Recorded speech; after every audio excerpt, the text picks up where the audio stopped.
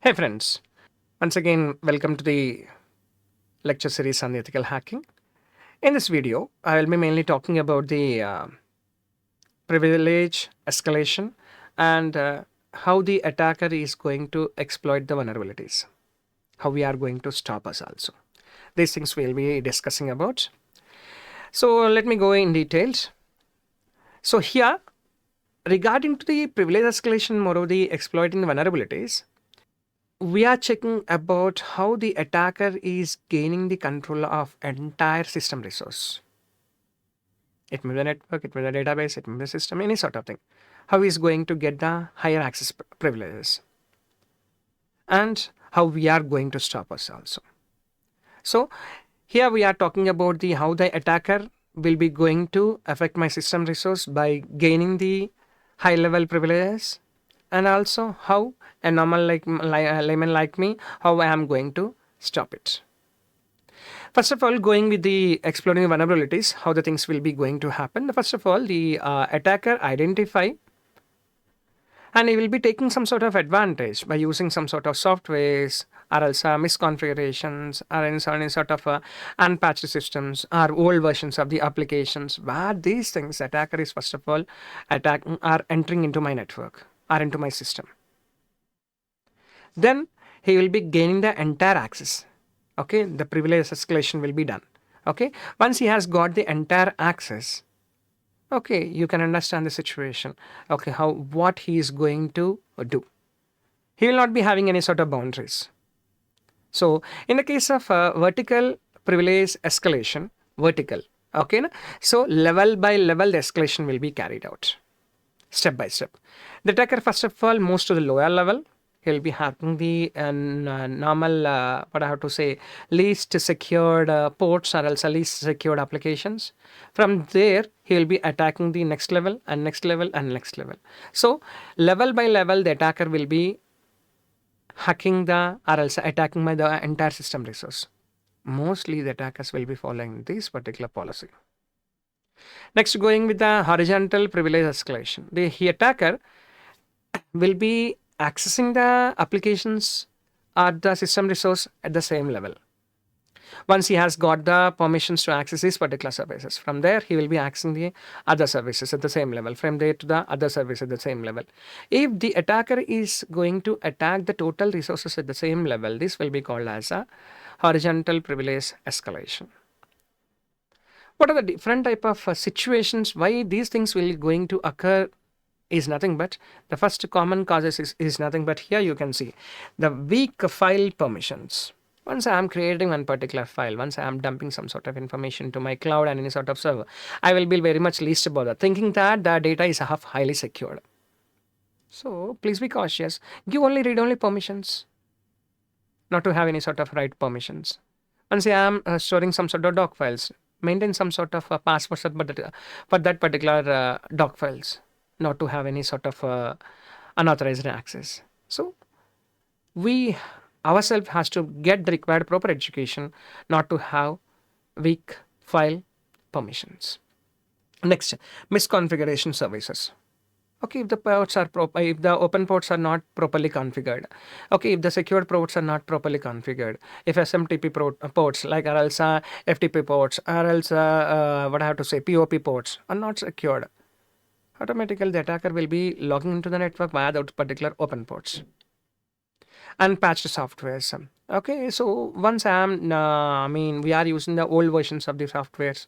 Okay, we are not at all updating any sort of softwares in my mobile, in my desktop, any setup where the attackers may use these particular trapdoors or loopholes to enter into my network.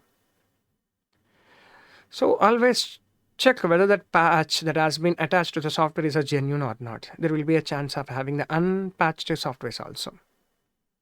And finally, we do have the required misconfigurations also in my network. They also will be providing the privilege for the attacker to log into my system, especially in the case of Linux environment.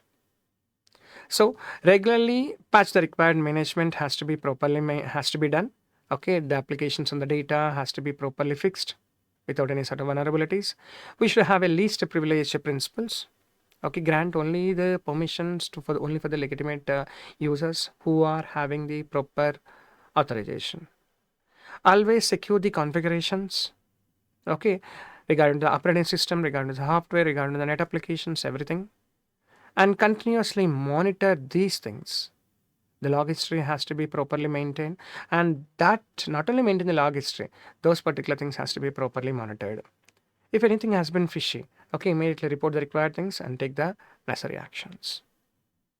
Next, going to the exploiting any sort of application. Here, the attacker, what he will be doing is nothing but he will be simply checks is there any weakness in that particular application, is there any trapdoor, is there any loophole, or else if any backdoor to that particular application.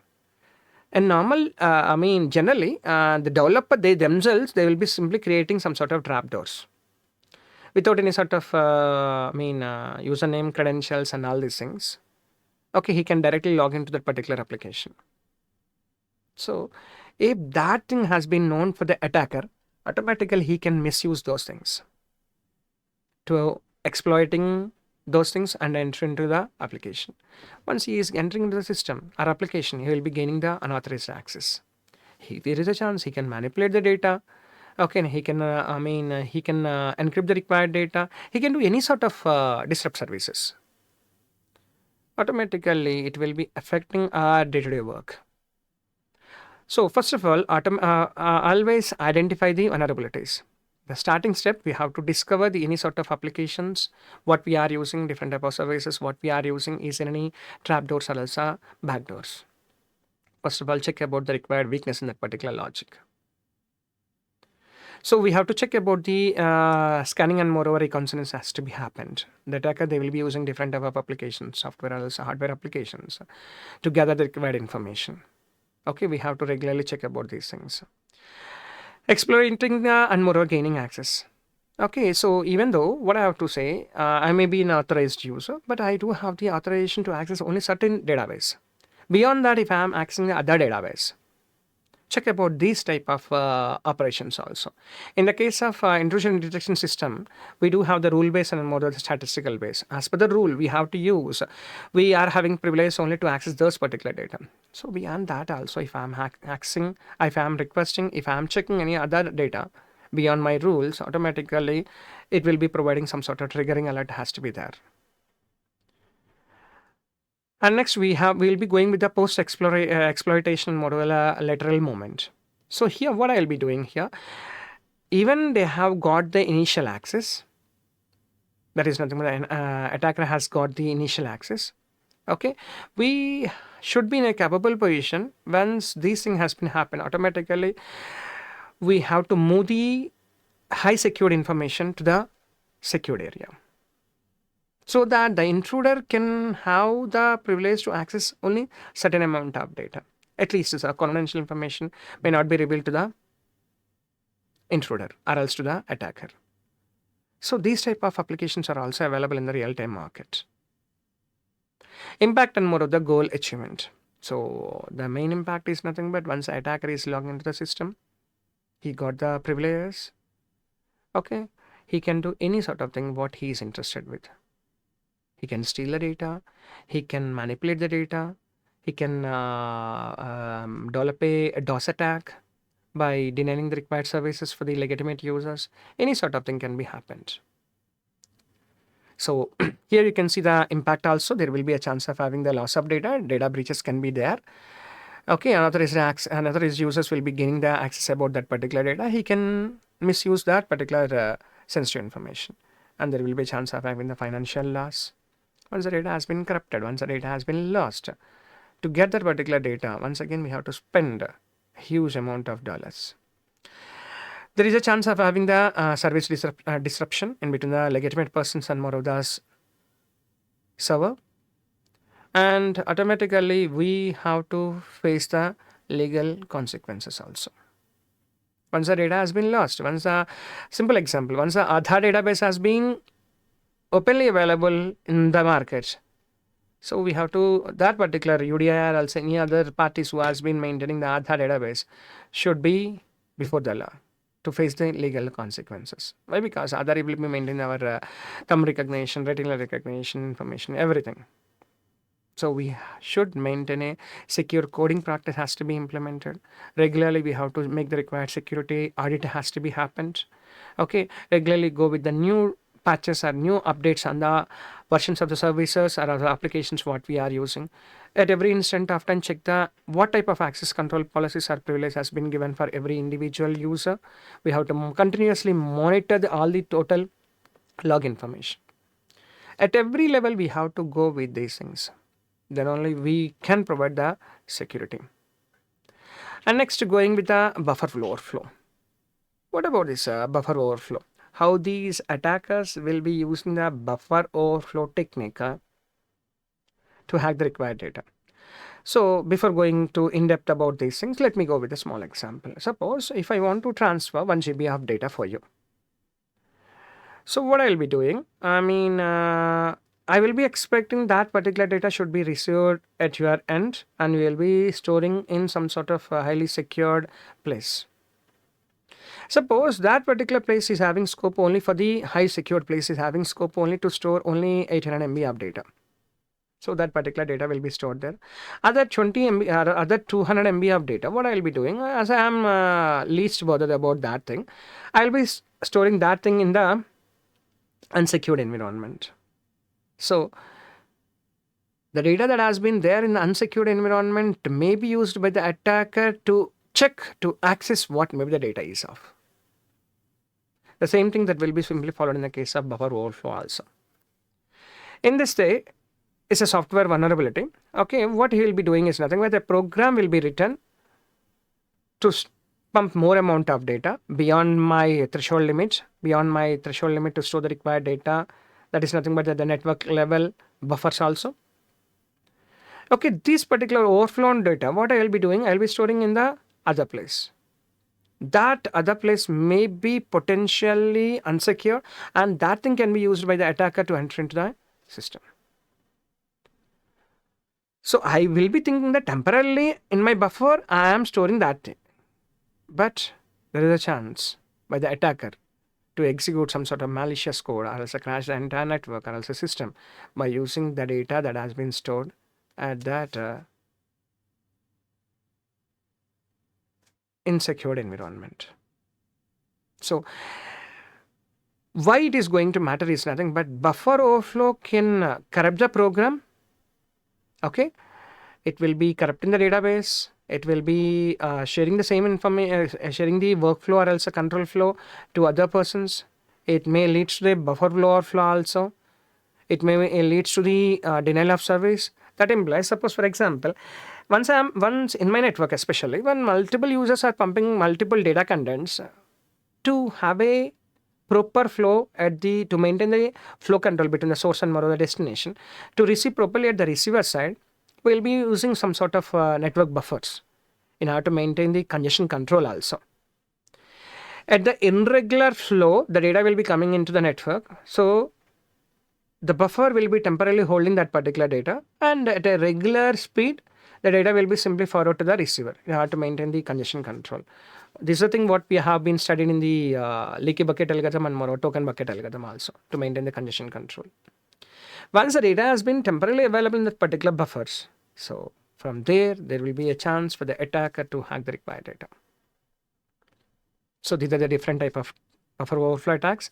We might have the stack based overflow, we might have the heap based overflow. Okay, integer overflow, application level overflow will be there, user input overflow, privileges, different type of overflow, buffer overflow things has been available where the attacker is using these things to hack my own data. And finally, how we are going to avoid is nothing but we have to practice to have secure programming practice should be there. We have to maintain proper address space layout has to be maintained. Okay, data execution prevention mechanism has to be implemented. Okay, timely patching and more updates has to be properly done. Security audits has to be regularly performed on my network also. Okay, we have to check regularly audit the network audit log information also. Everything has to be properly monitored. At least for somewhat of level, we can provide the required security. And next, going to the owing the box. Owing the box. That implies getting the entire control of my system. Once the entire full control of the system has been happened, the attacker will not be having any sort of limitations. He can do whatever he likes. He will be, first of all, gaining the initial access, initial control. Okay. After gaining the control on my system, next he will be escalating the privileges. That he will be exploiting the privileges in such a manner that he will be accessing the data whatever he needs. He will be gaining the entire higher access control privileges. He will be persisting the access in such a manner that that attacker may deny the services for the legitimate user also. There is a chance. Once he retains the entire control, it stops the control for the normal legitimate users not to access that particular database. He takes the entire control on the data or else the services. So the impact is nothing but the account will be taken over. Okay, data theft may be happened, data manipulation can be happened. He can update the data, he can delete the data, he can encrypt the data or lock the data. Anything can be happened. So to avoid these things, we have to follow different type of prevention measures. So we have to regularly go with the patch management. Everywhere I am saying the same thing. Okay, every time go with the new patches and go with the new updates, new versions of the applications what we are using. We have to properly implement the multi-factor authentication. In the Gmails also I had given one particular things. Whenever if any person is logging into your system, we'll be getting some sort of alert to your mobile also, whether you are the person or not. Okay, third party factor authentication has to be implemented. Continuously we have to monitor these things. Okay, we have to check the required network segmentation. Okay, we have to regularly check about the network open ports and all these things.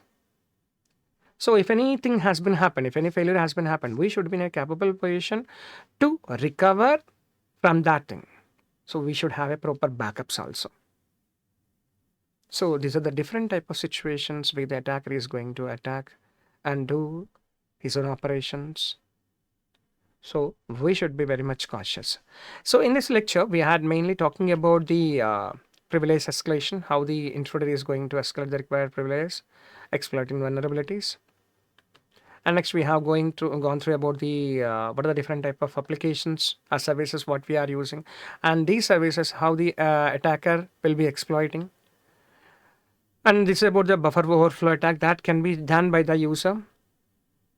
And finally the getting the control of the entire system. That is nothing but the O in the box. So this is how the attacker is going to gain the entire control on my system resources. Thank you. Like, share, comment, and subscribe VNR Digital Learning Resource YouTube channel.